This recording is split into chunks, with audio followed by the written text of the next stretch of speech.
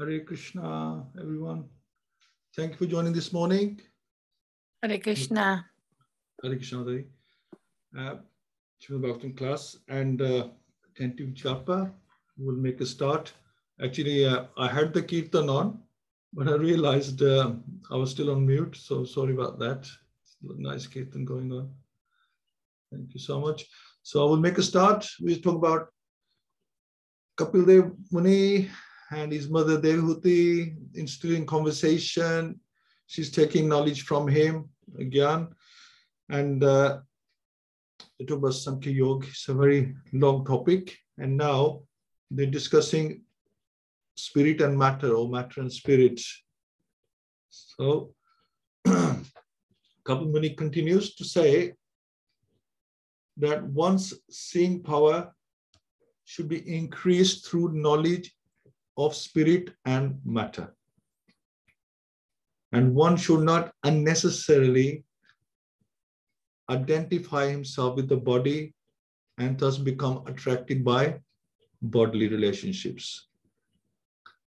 So Prabhupada says that conditioned souls are eager to identify with the body and consider that the body is myself, and that anything in relationship with the body or possessions of the body is mine. So in Sanskrit, this is called aham mamta. So loving yourself. And it is a root cause of all conditional life. A person should see things as the combination of matter and spirit. So our problem is we only see the matter, we don't see the spirit. We only see our body, which is mostly matter, but there is also a spiritual involvement of the soul.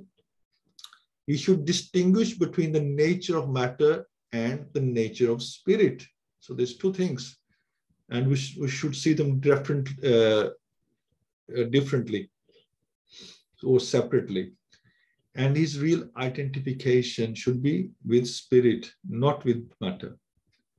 So by this knowledge, one should avoid the false bodily concept of life.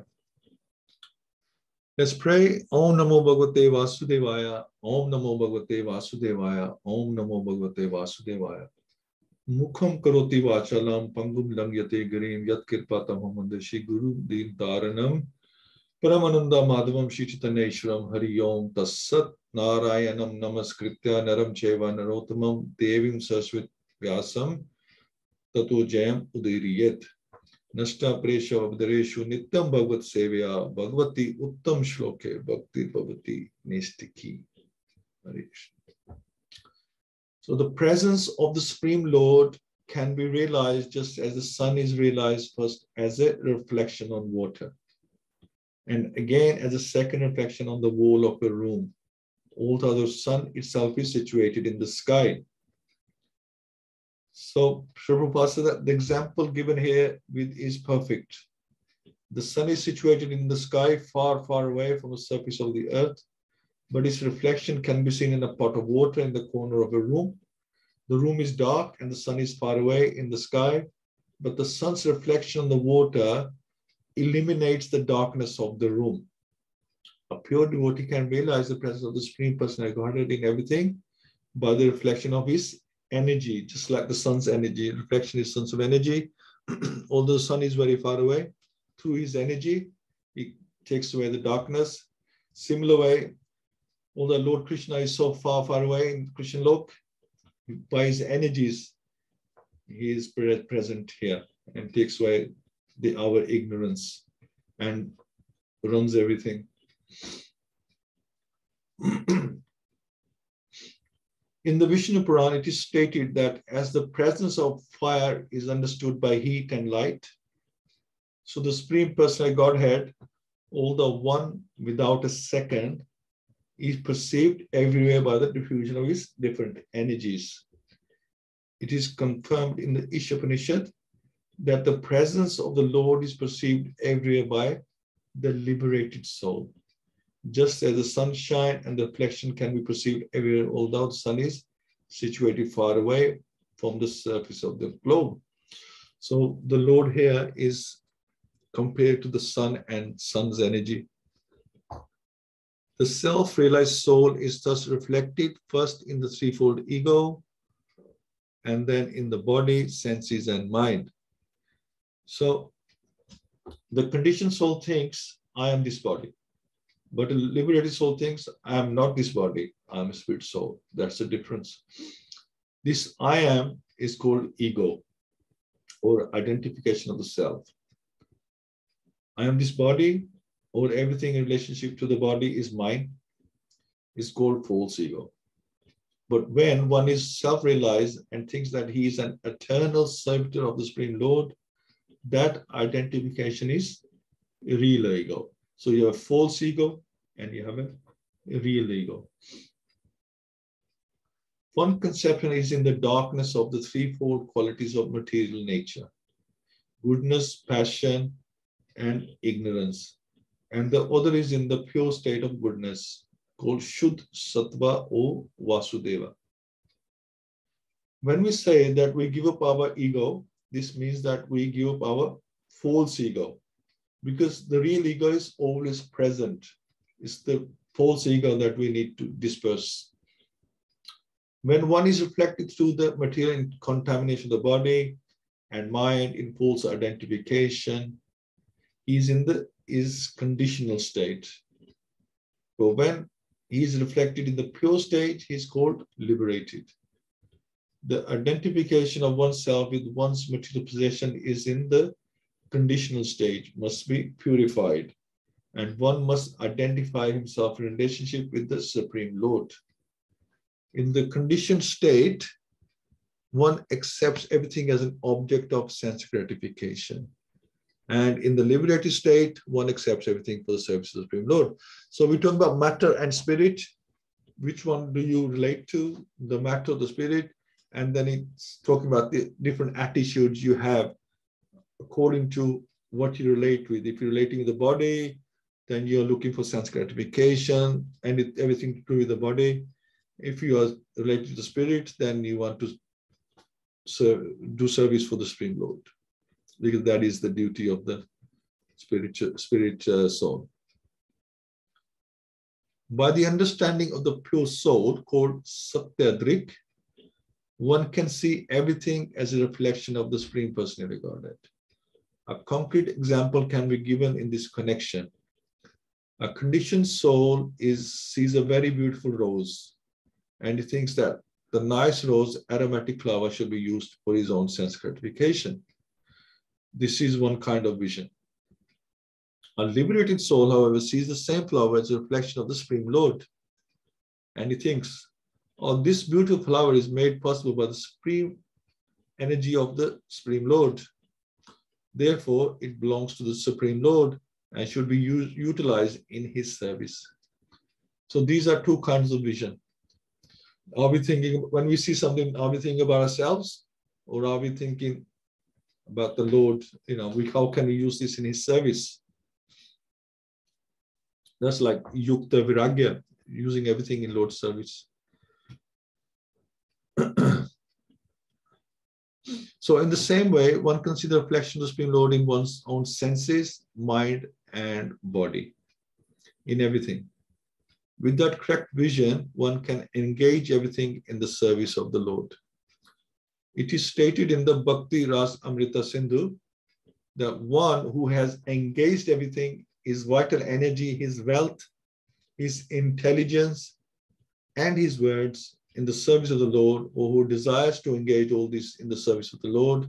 So your wealth, your energy, your wealth, intelligence, and your words, if you even just to desire to engage all this in the service of the Lord, no matter how he's situated, is to be considered a liberated soul. So whether you are already doing it, or you are considering doing it, or you're contemplating on doing it, then you have already considered as a liberated soul. Or a Satyadrik. Such a man has understood things as they are. So although a devotee appears to be merged in the five material elements, the objects of material enjoyment, the material senses, and material mind and intelligence, he is understood to be awake and to be freed from the false ego. So the explanation by Rupa Goswami in the Bhakti Rasamrita Sindhu of how a person can be liberated even in this body is more elaborately explained in this verse. The living entity who has become Sattvarik, who realizes his position in relationship with the Supreme Personality of Godhead, may remain apparently merged in the 5 elements of matter. So we still have the same body, we still have the same working senses, knowledge acquiring senses, but you can still be liberated. This is what this is saying here.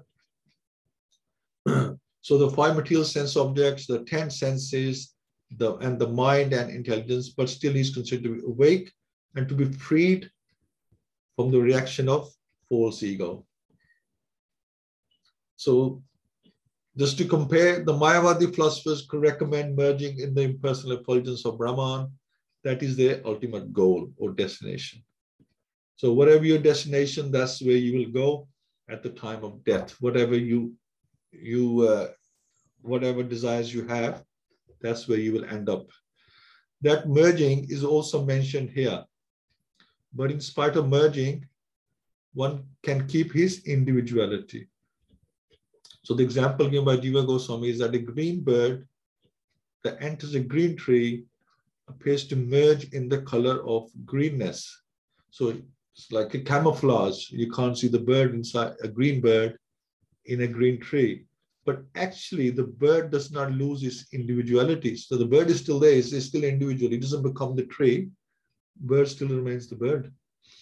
Similarly, a living entity merged either in the material nature or in the spiritual nature does not give up his individuality. Real individuality is to understand oneself to be eternal servitor of the Supreme Lord. This information received from the mouth of Lord Chaitanya. So that is real individuality. Not just that you are a separate soul of like unlimited souls, but that you are a servant of the Lord. That is individuality. He said, Lord Chaitanya said clearly upon the inquiry of Sanatana Goswami that a living entity is a servant of Krishna eternally. And Krishna also confirms in Bhagavad Gita that the living entity is eternally his part and parcel.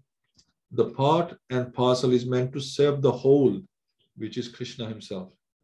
This is individuality. So we are an individual part that serves the whole. It is so even in this material existence, when the living entity apparently merges in matter, his gross body is made up of 5 elements, his subtle body is made of mind, intelligence, false ego, and contaminated consciousness, and he has 5 active senses and 5 knowledge acquiring senses. In this way, he merges in matter. But even while merged in the 24 elements of matter, as just mentioned above, he can keep his individuality as the eternal servitor of the Lord, either in the spiritual nature or in the material nature. Such a servitor is to be considered a liberated soul. So we are spiritual, we are spirit soul, but we need matter to function, especially in this universe. We need matter. This is a material world, so we need a material body to function. And that's all it's there for, to help the soul function. For the soul to function, it needs a body. Whether it's a subtle body or a spiritual body or a material body, it needs some kind of body to function with all the senses, working senses, and knowledge acquiring senses, etc. We need a body. That's all it is. We need this body. It's like a machine that we need to do things with. That's all it is. But we start thinking that we are that machine, which we are not. So now, Mata Devhuti, she inquires from her son, my dear Brahman, does material nature ever give release to the spirit soul? Since one is attracted to the other eternally, how is this separation possible? So Devhuti here, the mother of Kapil Dev, here makes a first inquiry. Although one may understand the spirit soul and matter are different, the actual separation is not possible. either by philosophical speculation or by proper understanding. The spirit soul is the marginal potency of the Supreme Lord, and matter is the external potency of the Lord. So these are still both energies of the Lord, whether it's the external potency as matter or marginal potency as the spirit soul. They're both energy of the Lord. The two eternal potencies have somehow or other been combined. So the material and the spiritual have been combined. And since it is so difficult to separate one from the other, how is it possible for the individual soul to become liberated? So, Devhuti, she's very intelligent. She's inquiring that, that they have been combined by the Lord. So how can we separate them and become liberated? Or how can we become liberated while still in that body? So by practical experience, one can see that when the soul is separated from the body has no real existence. This is just dead matter. And when the body is separated from the soul, one cannot perceive the existence of the soul. As long as the soul and body are combined, we can understand that there is life. But when they are separated, there is no manifested existence of the body or the soul, because the body has no life in it, it's just dead matter. And the soul is so small and is spiritual, you can't see it. So together, they mean something. Separate, there's no existence as far as how we understand it. So this question asked by Devhuti of Kapil Dev is more or less impelled by the philosophy of voidism. The voidists say that consciousness is a product of a combination of matter, and that as soon as the consciousness is gone, the material combination dissolves. And therefore, there is ultimately nothing but voidness. This absence of consciousness is called nirvana in Mayavad philosophy.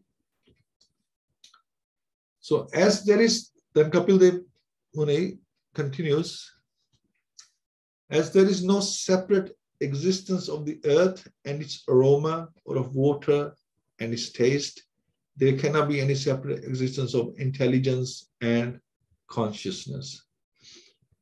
The example is given here that anything material has an aroma. The flower, the earth, everything has an aroma. If the aroma is separated from the matter cannot be identified. If there is no taste to water, the water has no meaning. If there is no heat in the fire has no meaning. Similarly, when there is want of intelligence, spirit has no meaning. So then Kapil Muni says that hence, even though he is the passive performer of all activities, how can there be freedom for the soul as long as material nature acts on him and binds him? So this is still actually Devhuti mentioning that hence, even though he is the passive performer of all activities, how can there be freedom for the soul as long as material nature acts on him and binds him? So explain that although the living entity desires freedom from the contamination of matter, he is not given release. Actually, as soon as the living entity puts himself under the control of the modes of material nature, his acts are influenced by the qualities of material nature, and he becomes passive. So we are in material nature, we have this material body, but that is not what's controlling us. What is controlling us is actually the three modes of nature. That's what this is saying. The problem is not the body. The problem is the three modes of nature. So this is a question of Devhuti, that we are connected to material matter. How can we get liberated? Now, Sri Prabhupada is explaining that it's not, body is not the problem. It's the three modes of nature that are causing the problem. So we can be liberated in this body. Actually, as soon as the living entity puts himself under the control modes of material nature, his acts are influenced by the qualities of material nature, and he becomes passive. It is confirmed in Bhagavad Gita, Prakriti Kriya Manani Gunahi. The living entity acts according to the qualities of modes and nature. He falsely thinks that he is acting, but unfortunately, he is passive. In other words, he has no opportunity to get out of the control of material nature because it has already conditioned him. In Bhagavad Gita, it is also stated that it is very difficult to get out of the clutches of material nature. One may try in different ways to think that everything is void in the ultimate sense, that there is no God, and that even if the background of everything is spirit, it is impersonal. This speculation may go on, but actually it is very difficult to get out of the clutches of material nature. Devahuti poses the question that although one may speculate in many ways, where is liberation as long as one is under the spell of material nature? And Srila Prabhupada explains that this answer actually is found in Bhagavad Gita in the shloka 7:14.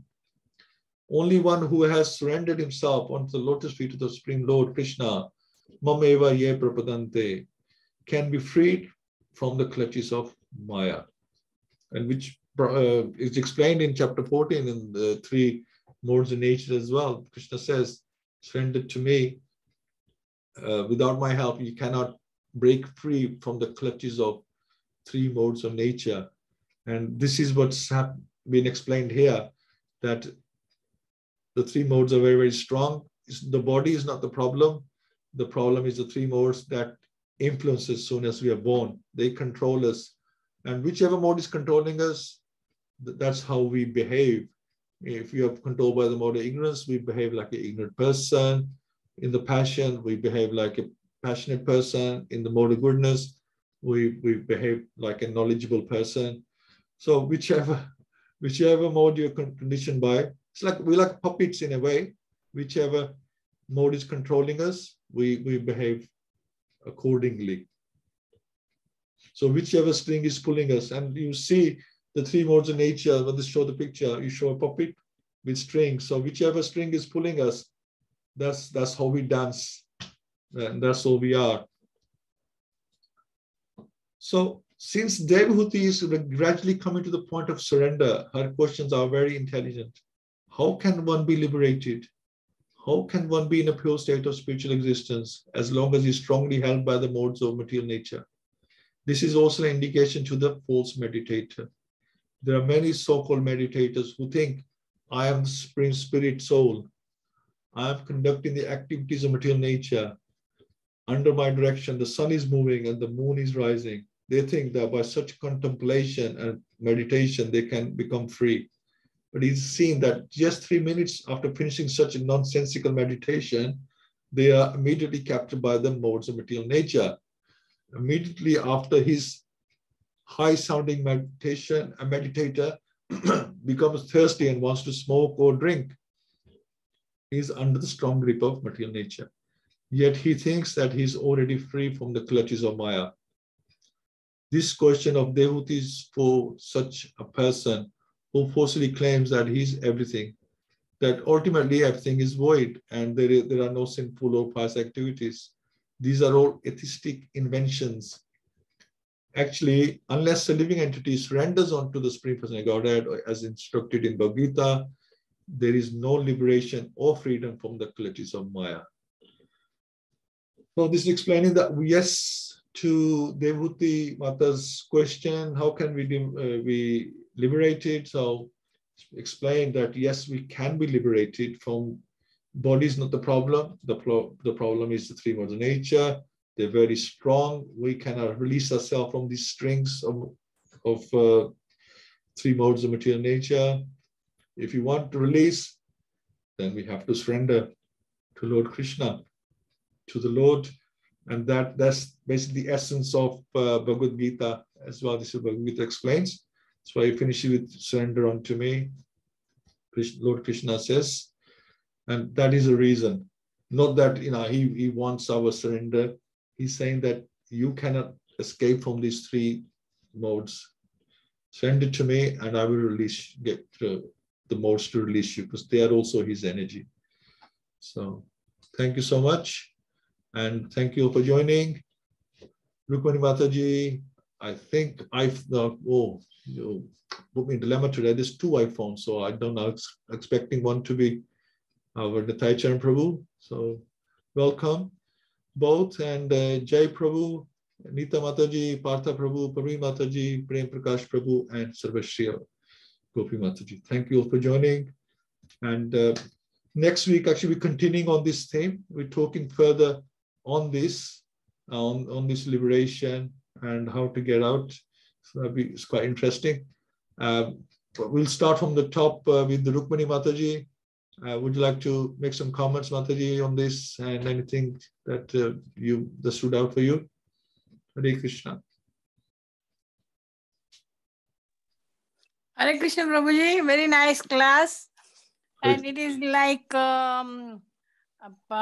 it's like पानी में रहकर मगर से दुश्मनी करना.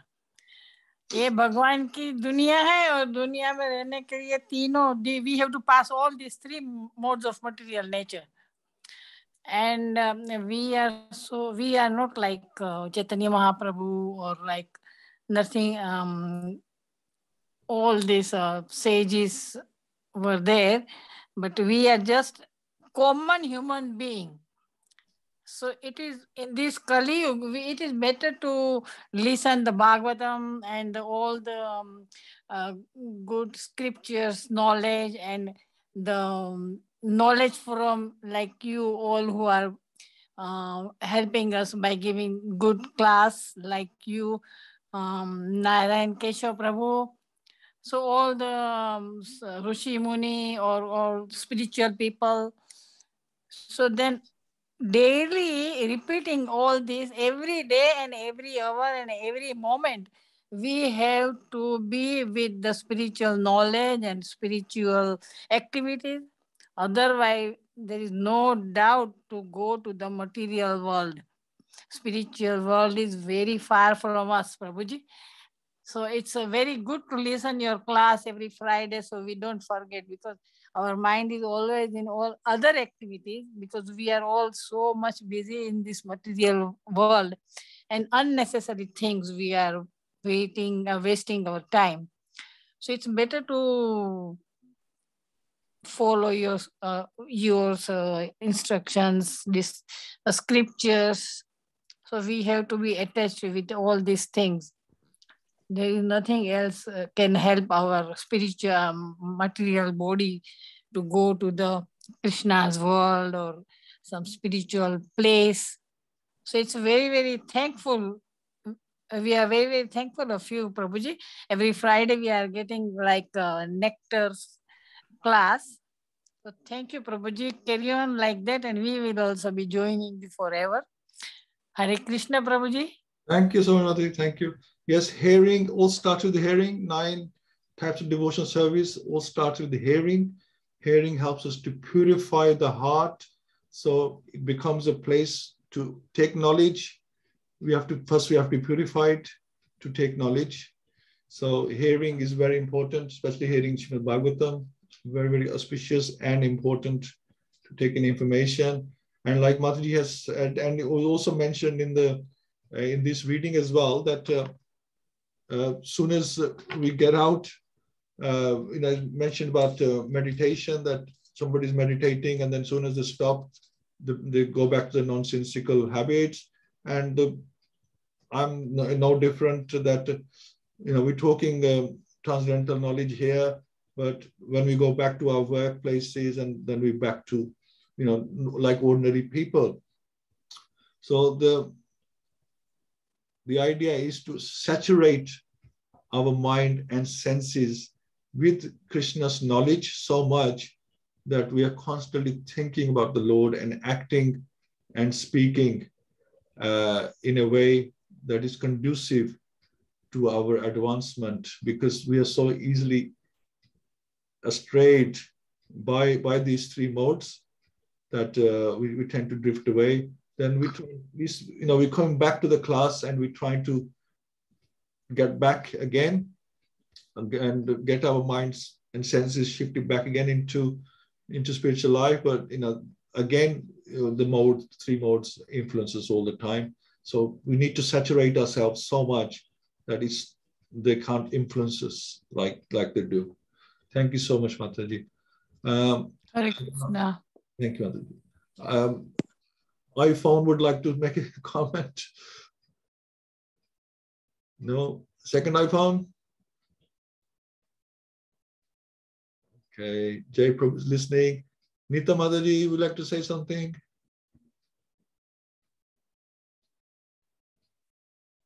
Hare Krishna, Prabhuji. Thank you for joining today. No, it was wonderful to hear. Because I'm here, I thought I could listen to your class, and there are good things you said, hearing, listening. And like Devati, she was so much advanced, but we are still down there. But it gives us some brief that how little bit we can contribute and increase our journey. Thank you so much. Thank you, Mataji. That's fine. Thank you, Partha Prabhu. Hare Krishna Prabhuji. Okay. Jai Prabhuji. I like the analogy of the green bird getting into the green bush. So it doesn't mean that it loses its identity. So unlike Mayavadis who think that if you merge, that's it. Enough, that is not correct. So even then your identity exists. And soul is dependent on the body and body depend on the soul. So they have worked together to get out of this world. And the points you mentioned about energies and then the senses, I could relate to Net of Instruction I was reading yesterday, Prabhuji, on text 2, where it says, so here Rupa Goswami mentioned, what are the 6 things that distract you from your devotional service? So those are like over-enduring for the things which you know that you cannot obtain, but still you're over-ending for them. Having a mundane talk or mundane association, doing spirituality only for the namesake, and collecting things which are, more than what is required, and aspiring for the mundane achievements. So these things are to be avoided if you want to, like, as you said, Prabhuji, like when you go back to the work, then again everything is normal. But to be intact in the devotional service, if we can avoid these 6 things, that will help us to be in devotional service. That's all, Prabhuji. Perfect. Thank you so much. Absolutely, it's nectar instructions. So it's telling us how we can increase our bhakti. That is the aim of the scriptures. That's what their instructions, and it's called nectar of instruction. So beautiful. Thank you, Prabhuji, so much. Praveen Mataji, Haribol. Hare Krishna, Prabhuji, Dhanavad Pranam to everyone. Yeah, very nice class, but the thing that kept going through my mind, despite knowing everything and trying our best, but still, I can just speak for myself, like I still identify myself with the body. And I don't know, I think I need to understand the complete meaning of surrender to Krishna to overcome these, modes of material nature. Because I feel, despite knowing, understanding everything, but it's very, very hard to bring it in practical life. So easily get influenced by every, situation or everything. So I need to work on my word surrender, how I can fully surrender to Krishna. Yeah, thank you, Prabhuji. Any tips, anybody wants to say anything, So I do struggle, although I have full faith in Krishna, we understand everything, but still some things there that's creating the obstacle. Thank you, Prabhuji. Thank you, Mataji. Thank you so much. Yeah, we just need to keep practicing, keep hearing, and then Krishna shows his mercy. That's the way. Trying to serve as much as we can and hear much as we can. We can make progress. We're all say we are Siddha sadhakas, I think we are strugglers. we're all struggling, to be honest. It's because it's a very uphill task, very uphill. And once you reach the top, then it becomes much easier. But at the moment, yes, we are in an uphill struggle, and we all struggle with this mind and our senses. They pull us, and why they pull us? Well, the mind and senses are again controlled by the three modes of nature. Whatever the three modes of nature are, whichever mode is pushing us, then our mind and senses are want to enjoy that kind of that feeling, whichever mode is tempting us. So there's this bond between the mind and the three modes, and so yeah, it is very difficult. Thank you. Okay, Prem Prakash Prabhu.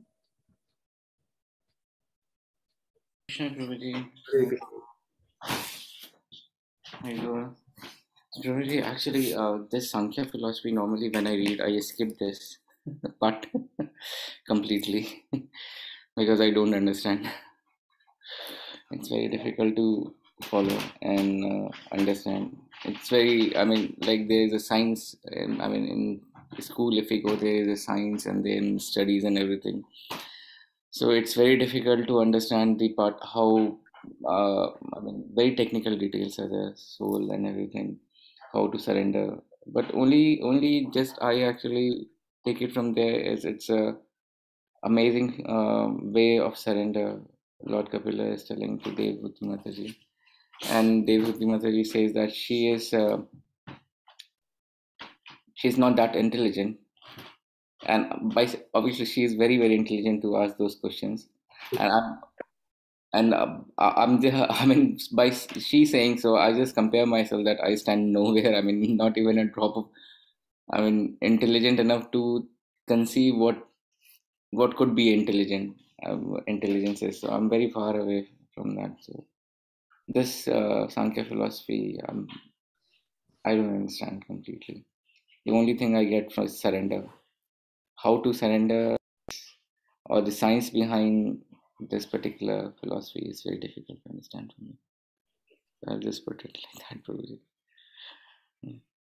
Thank you, Prabhu. Yeah, I mean, the good thing is that today Kapil Muni he's just telling us everything that is material, everything that is spiritual, and today he has distinguished the three modes of nature. He has pointed them out, that they are the ones that causing the problem. We would probably think it's our, we say it's our mind, it's our senses, but it seems like the mind and senses are not the root of the problem. The root of the problem is the three modes. I mean, we're all trying to understand how it all works, but it's the three modes of nature that are the root of the problem, and looks like not the mind and the senses. So this is very interesting. But we can use those three modes of nature in Krishna's service as well. This is the interesting thing. That's another topic for another day. But we can use everything in Krishna's service, and once we start using those three modes in Krishna's service, then they become our friends. The mind becomes our friend. Everything becomes our friend.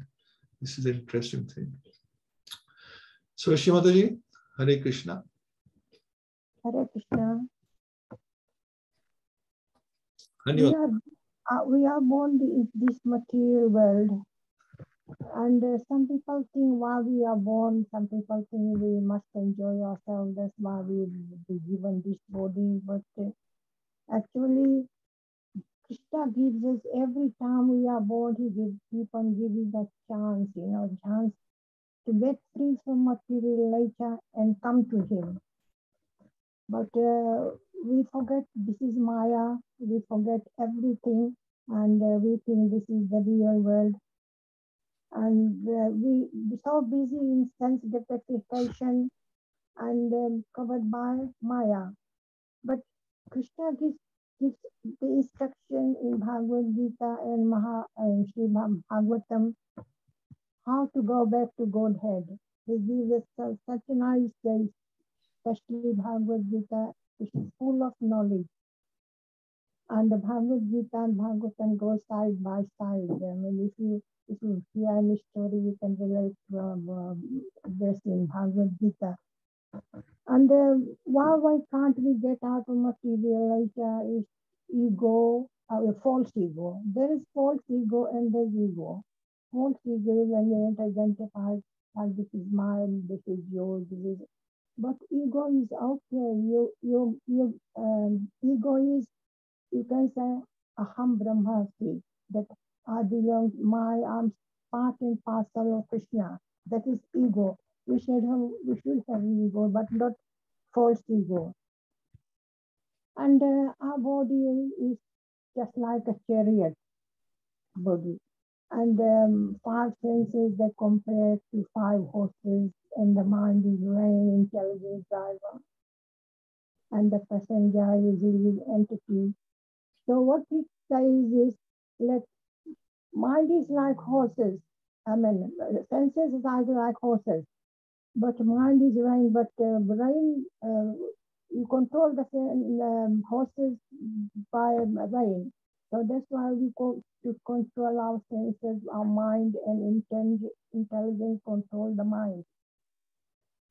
And what people don't get out of material nature, because people have desires, they have material, they think material nature, they think that desire to sense gratification, and then they think that the proprietor of everything. Everything belongs to them. This house, this everything, money, everything belongs to them. And then they forget, when they think like that the things belong to them, they forget who is the real owner of the thing. And real owner and the proprietor is Krishna, because they're forgetting the thing they are. And because of this, then we have to take our breath again and again. And these kind of people, they never surrender to Krishna. They think that everything belongs to them. And then there's the mixed devotees. Some devotees, when they go, they pray just for sense gratification. They want this, that's why. But there's some pure devotees. And when you have pure devotees, then you can get out of this material nature and go back to Godhead, because it's very, very hard. We're living in material world, and we are given the material. As soon as we are born with material nature. It's very, very hard to get out of the material nature, unless we read and be serious about the instruction. It's not good only reading it. You have to follow the instruction of Krishna. Like Krishna said, Manmana Mad Bhakto Bandhuratma, mind is your friend, mind can be your enemy. He gives all the instruction, but it's no easy. You have to apply in your life, and then you can get over this material nature. This material nature is very, very strong. It's very hard to get out. That's why Devi Hasha Gunmai Maya Dutya Krishna says in Bhagavad Gita. It is very, very hard to get out, but if you surrender to Krishna, then you can get out. Hare Krishna. Hare Krishna. Thank you so much, Mataji. Yeah. Funny thing, we have, I was thinking, why do we have so many desires? We have so many desires. It is our desires that have landed us here in this material world. And to fulfill them, we are given a material body, we are given a material world, we are given the 3 modes of nature. It's all to fulfill our desires. And these desires don't seem to exhaust. With age, with different stages of life, we keep having different desires and different attachments. We get attachment to so many different things, and those attachments keep changing with our life. And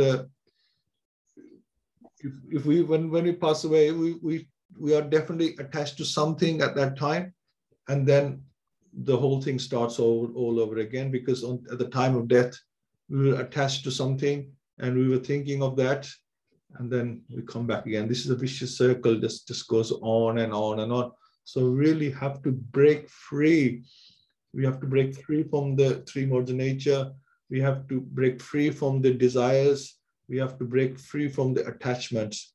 And if Krishna sees that you're making an endeavor, as mentioned here, then it definitely helps you. That, if you seriously want to break free, otherwise you just keep going around in circles for eternity. Thank you so much, Mataji. Okay, we'll do a couple of rounds now. Mataji, while you still have your microphone on, we'd like to start the first round, and then Rukmani Mataji do the second round. Hare Krishna, Dandas Pranam Prabhuji. Hari Bol. It's a quick glimpse of okay. I like to say a few things. That's Prabhuji. Is it okay? Yeah, I'm just thinking, this is how Krishna comes. He gives a quick glimpse and then he disappears and leaves you. And you're wondering, where is Krishna? I saw Krishna. He has gone. It's like Lord Chaitanya. Everybody. No. I like to, I will not take your time, a few minutes. Okay. I like to, this, we have got the soul, spiritual soul, a material body. But sometimes we blame the material body is the problem. But actually, material body is the source of spiritual soul to do the devotional service. This is a very important thing. That without material body, we have no existence. We can't do anything. Any devotional service, any service we can't do. Yeah. So it is material body is very important. But problem is, Prabhupada say, the material, don't blame the material body. Problem is the three modes. This is the problem. So how to get the material, Prabhupada said, you have to surrender to Krishna. Then Krishna will remove these. We need the mode, but purify the mode. The Krishna. But how to surrender? We can't surrender to Krishna directly. It is not possible. So Krishna said, you have to surrender to my representative. And he will guide you, and he will make your path to how to surrender. So who is the representative? The representative is Guru. Guru is the representative of Krishna. Guru comes as a representative of Krishna. So we have to surrender to Guru. We have to take initiation. We have to take a Guru. This is the most important thing. This is, we sometimes we don't care for the initiation or Guru. This is the very, very bad thing. Unless you take a Guru, you can't surrender to Krishna.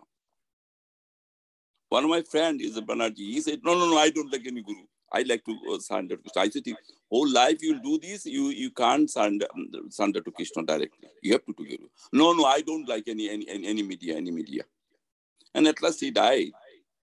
But I'm sorry, he was very good, a very nice man, but he didn't take the initiation.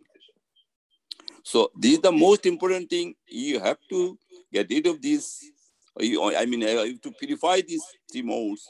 We have to surrender to Guru, and we have to take initiation, and we have to take advice. We have to his guidance. We have to work according to his guidance. This is the most important thing to purify these our three modes. So this I am telling. Sorry, I take your little time. So these I am saying very important thing. Yeah. Wonderful. Okay, Hare Krishna Prabhu. Hare Krishna. Yeah, thank you so much, Prabhuji, for mentioning that. That's a very good point. And in Bhagavad Gita, in chapter 4, Krishna says that we have to be humble enough to surrender to a guru. Because a lot of times, we don't want to surrender to another person. They think, well, he's another human being. It could be younger than you. That guru could be younger than you. You think, why should I surrender to this person who, like that? Why should I become his disciple? You don't want to surrender. But Krishna says that surrendering to a guru is your biggest sacrifice. That's the biggest sacrifice you can do, taking the humble position of surrendering to a guru. And like Prabhu has mentioned, then he will guide you to how to get out of the clutches of three modes of nature.